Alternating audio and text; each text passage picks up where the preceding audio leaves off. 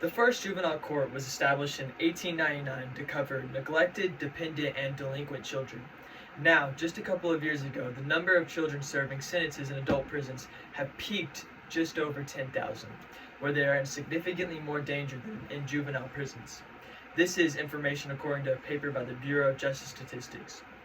Juveniles tried as adults started in the late 1980s in response to a large number of violent crimes committed by minors.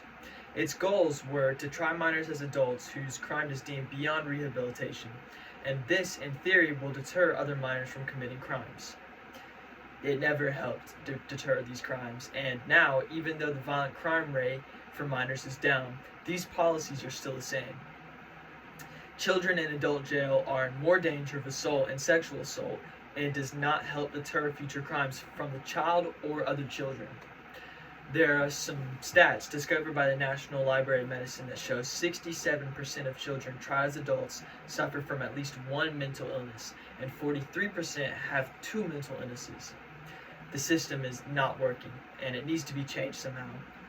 Trying children as adults is not deterring minor crime rates, it's putting children at risk, and it is not a better alternative to juvenile prison.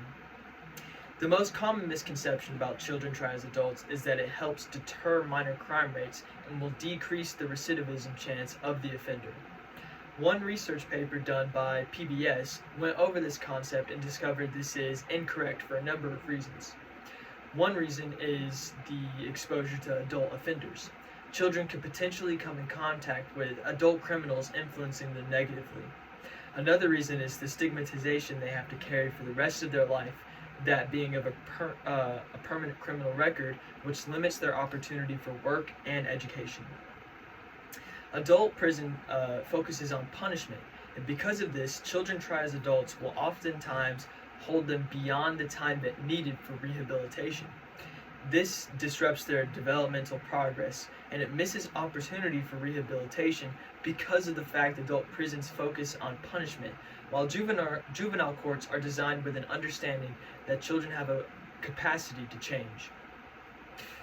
While in adult prisons, children face a much higher chance of assault, experiencing trauma or other forms of violence, and even sexual assault. This has a lot to do with their physical statures. Their younger age and often weaker and smaller statures mean they're at an increased risk of being assaulted.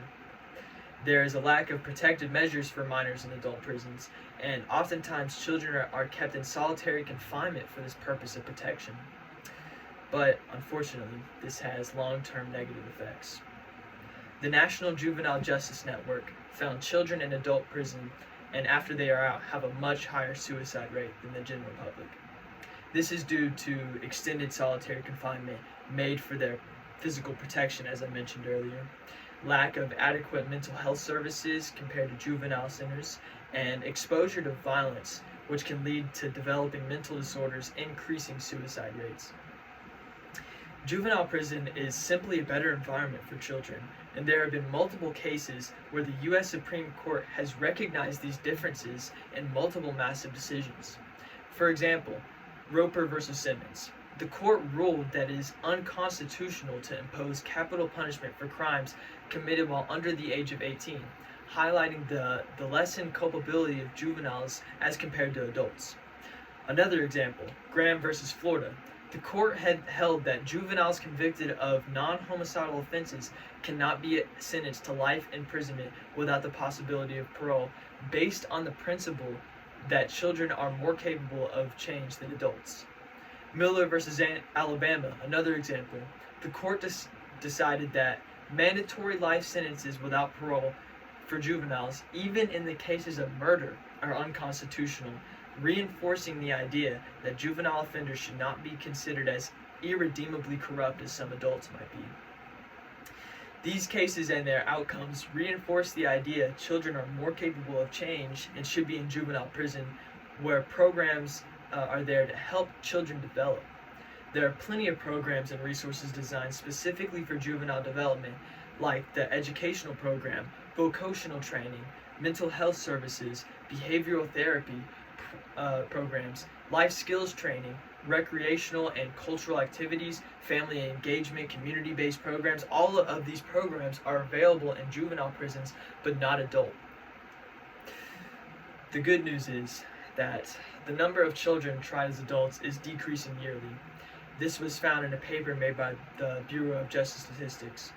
There are still thousands of children incarcerated as adults, though.